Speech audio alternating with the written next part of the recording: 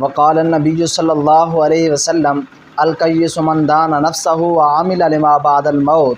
لوگ یہ سمجھتے ہیں عقل مند وہ ہے جس کے پاس پیسہ ہے، جس کے پاس کوٹھی بنگلہ کار ہے وہ عقل مند ہے، لیکن رسول اللہ نے اس کو عقل مند نہیں فرمایا۔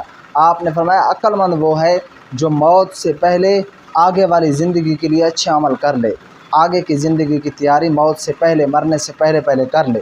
رسول اللہ نے فرمایا عقل مند وہ ہے۔ اور لوگ یہ سمجھتے ہیں کہ عقل مند وہ ہے جس کا حسب نسب جو پیسے والا زیادہ ہو، جس کی پہچان زیادہ ہو، جس کی شہرت زیادہ ہو، لیکن نہیں، رسول اللہ نے فرمایا خیرکم من تعلم القرآن وعلمہ، تم میں سے بہترین شخص وہ ہے جو قرآن کریم پڑھے اور اس کو پڑھائے۔ ایک ہے مقصد زندگی اور ایک ہے ضرورت زندگی۔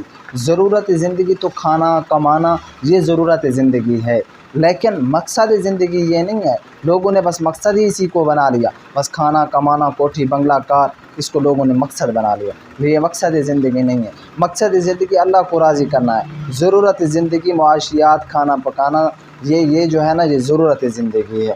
تو مقصد زندگی اللہ پاک کو راضی کرنا ہے۔ اللہ پاک، رسول اللہ نے صحابہ کا مجمع لگا ہوا ہے، رسول اللہ نے فرمایا صحابہ یہ بتاؤ موت کب قائم ہوگی، موت کب واقع ہوگی؟ ایک صحابی نے کہا یا رسول اللہ میں نماز کی نیت کروں گا، پتہ نہیں کہ نماز کو پورا کر سکوں گا یا نہیں، موت واقع ہو جائے، اتنی زندگی کو پر اعتماد نہیں۔